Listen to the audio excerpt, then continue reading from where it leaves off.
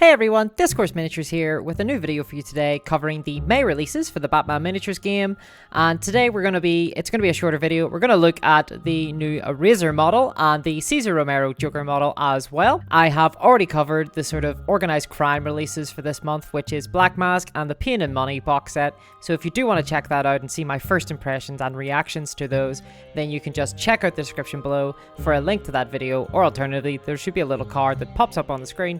Click that, you'll go through to that. It's going to be a bit of a shorter one today. There's only the two models. I'm really interested to see what sort of new special traits that Eraser brings, and then also why you might want to bring Cesar Romero Joker compared to the amount of options that Joker already has. Really interested to see what he's bringing to the table. So let's talk in. Okay, and just before we look at the new miniatures, I just wanted to sort of quickly highlight that because the old second edition organized crime models are all now being consolidated into single boxes, you can see here there's the Gotham Crime Lords, and then there's the Gotham Thugs.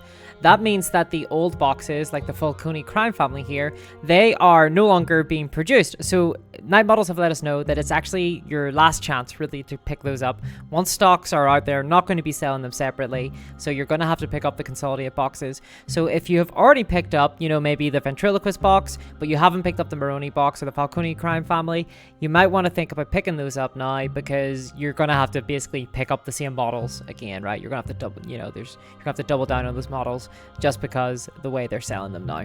So nice of Night Models to give us a heads up. I thought I'd just relay that on to you just in case you didn't know. Okay, and here we have Eraser. You can see him in all his glory with his yellow suit there and the sort of mask with the Eraser pencil head on for a face. So his real name is Lenny Fiasco, and he did go to school with Bruce Wayne, and Bruce Wayne went out with the same girl that he was interested in for prom, and that's why he's not a villain. So another Bruce Wayne sponsored supervillain here, and his superpower is, from the comics, it's that he can rub out evidence with this head that you can see here. So he's a little bit ridiculous.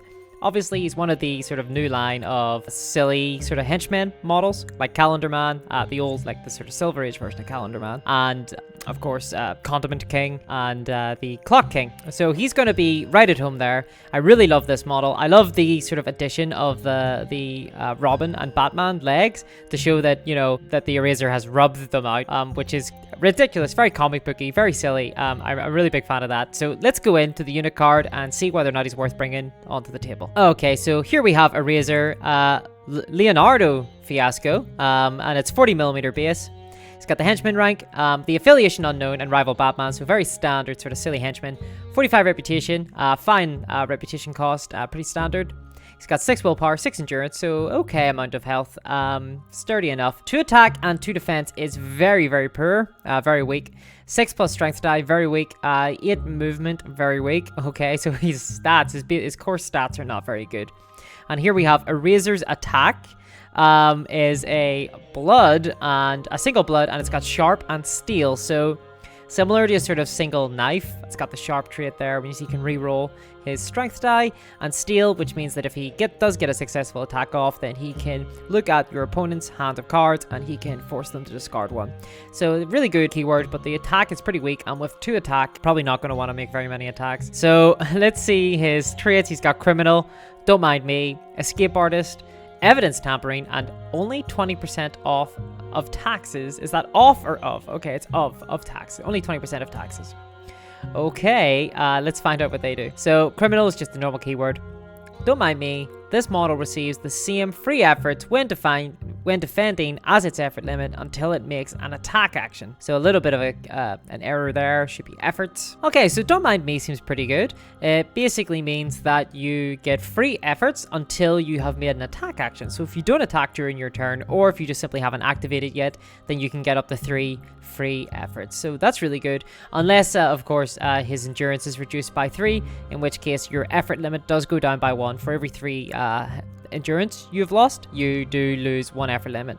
But I mean, that's really good, actually. It's quite a good one. It's a nice wee defensive buff there. And then we've got Escape Artist, which means that after resolving an enemy attack against this model, as long as it does not make KO or a casualty, it may immediately move up to 4 inches.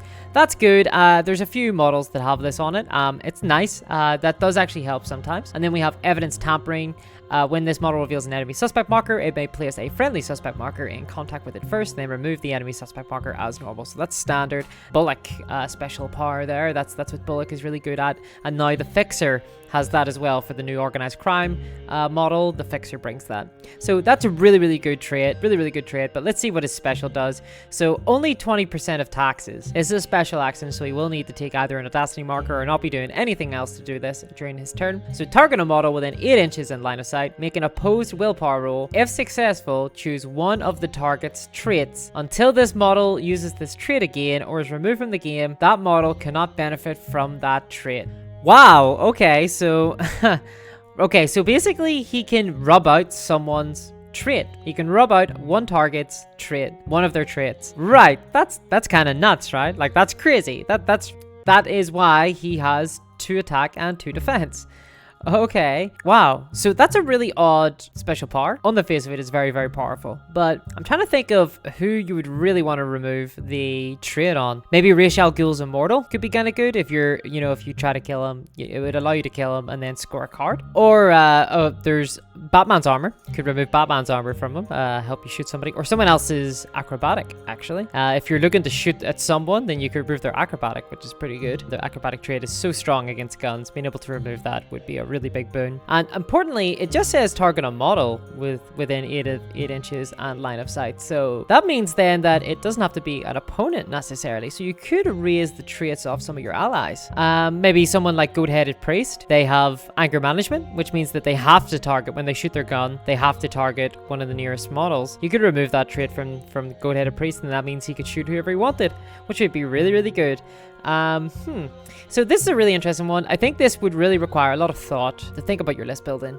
Think about who you're going up against. But I'm sure there's some really good traits out there that you would want to get rid of. Maybe Arrogant off your own Ra's al Ghul or Lady Shiva. That could be pretty good, gives you that extra dice. The only problem is, I think 45 reputation is kind of expensive. And I think he's been costed, so high. Just because the ability to remove a trait off someone else is very strong on the face of it, right? Like, it's just a very strong ability. So they've costed him at 45. They've given him very little impact in terms of combat ability, and he doesn't have a lot of staying power. He's gonna get killed. If your opponent wants to kill him, they will kill him. But Sharp and Steel isn't bad. Just having a kind of throwaway model like this, 45 reputation isn't the most, amount of rep in the world. But you are starting to get into the stage where, you're looking at maybe hoping to have 4/4 for strength and defense. So 2/2 is very weak for that amount of reputation. But then on the other hand, if this guy was closer to 30 rep, he'd be broken. So I can see why he's been costed so high. It's a 350 rep game most of the time. So that's quite a lot of reputation, a good chunk coming off for you there. But it is very strong special. And Evidence Tampering is very good too. It's very good. It's not as good, I think, whenever you don't have the detective trait the way Bullock does, but it's still pretty good. So he'd be really interesting. I think that there might be some lists where you want to bring him just to remove sort of a trait from one of your own models that you don't want to keep. I think that Joker's probably prime real estate there, because Joker comes with a lot of some of his second edition models that came in the Clown Party box. They come with some mental health problems, certainly, but mental disorders in the sort of context of the game, the mechanics of the game, that don't help them all the time. So like anxiety, for example, and some of the bikers where they have to just keep moving, which you don't always want them to do. Yeah, this could be okay. Something like that. I think you need really, in terms of list building, I think you need to think about where you want to bring him. But he's a very interesting model. I really like him. I'm sort of surprised. I thought he was going to be more about removing suspect markers, but I suppose Evidence Tampering is quite a bit on that. So yeah, something to think about. Interesting model. But let's go into Cesar Romero Joker and have a look at that. Okay, and here we have the Cesar Romero Joker from the 1966 Adam West show. You can see him here. He's on his surfboard. There's a very famous episode, I think it's season 3 of the Adam West show, where the Joker challenges Batman to a surfing competition, having drained a famous surfer from the 60s, drained him of all his surfing knowledge and power. And now the Joker has that power, and he's going to defeat Batman in a surfing competition. And that is bad for for whatever reason. So very interesting model. It's very well sculpted, I will say. The only thing is I'm disappointed there's no mustache. I would have liked a mustache, and I've been putting together Ra's al Ghul recently, and I can see the night models can put together a very fine, you know, facial hair. They can do really, really good sculpted facial hair. So where's my mustache? Very disappointed there. Another thing about this model is that it's going to look very odd on a table, you know, amongst a bunch of buildings. Now he's standing on a surfboard. It's a very silly model, obviously, but I think it would have looked maybe a bit better if it had not been, you know, if it had just been a Cesar Romero Joker, not in a surfing context. Just because, you know, there's now the Adam West Batman. I'm guessing that there's going to be some new 66 villains, maybe even some 66 goons. So this Joker will look a little bit silly, a little bit out of place, I think, amongst all those, just because he's in such a sort of specific scene. But it's a fun model. It's very dynamic. You know, it's going to be a joy to paint, I'm sure. So let's have a look in at the unit card and see whether or not he's worth bringing. Okay, and here we have the Joker. He's on a 30mm base, Cesar Romero. Leader rank, okay. Affiliation Joker, of course. He is 60 reputation, so very cheap there. He's coming with 6 willpower, 7 endurance. He has 4 attack, 4 defense, so that's really good. He's got 4+ strength die, 8-inch movement, which is fine. He's coming with the knife, which is just a single blood and sharp, so that's not great, but it's okay. He has charm, distract, electric handshake, Chaos Agent, Psycho, Scheming One, and Trickster. Okay, so he has Charm. I've most recently seen this on Sugar, just because I played a game with her recently, which means that whenever this model, the Joker model, becomes a target of a melee attack, the attacker must pass a willpower roll, or the attack automatically fails. So this is only melee, so you can't be shot with impunity, but certainly it does help whenever Batman is bearing down on you, although Batman's probably going to pass a willpower, so it's more maybe middling kind of henchmen try to take a crack at you. They're probably going to feel a willpower roll. Charm's pretty good for that. Distract is really good. It's a special action, basically allows you to target one enemy model within 4 inches in line of sight, and then you reduce that target's defense by 1. So it's untested. It means that there's no willpower check or anything, you know, involved in this. You just do it. You just reduce someone's defense by 1. So it's an excellent ability. Really good for bringing someone like Batman down, someone who's got a really high defense down into the ability, like the capacity for your weaker models to actually hurt them. He has Electric Handshake, which is a special action, which means choose a model in contact. The target model must pass a willpower roll or suffer the stunned effect, and stunned just means that you can't perform anything but a movement action next turn. Or no, sorry, not next turn, but during your turn. So if I go up to a Batman who hasn't activated yet and I manage to get the Electric Handshake off, means that whenever he activates that round, he can only move. So that's pretty good, but it's a little bit niche, I would say, especially considering the target has to pass a willpower roll. So, Chaos Agent, of course. So it looks like he is coming with Chaos Agent, which allows him to give the Trickster trait to all of his henchmen, and you don't have to place any of your Audacity markers down during the Raise the Plan phase. And then whenever a model with the Trickster trait activates, they may instead take one of the Audacity markers, sort of from your pool of Audacity markers there. So this is very core Joker sort of ability, Chaos Agent, and it's really important for him to score some of his cards. He does need that Trickster trait, like you're expendable, for example. Then Psycho, this model's willpower roll cannot be reduced under any circumstances, which is fine. And then Scheming One, this is pretty good. During the Raise the Plan phase, if this model is in play and not KO, you can move up to 1 suspect marker 4 inches, ignoring the minimum range between suspect markers. So that's a good ability. I like Scheming. And then finally Trickster. He does have the Trickster trait himself, so he is okay. 60 reputation is very cheap, has 6 willpower and 7 endurance.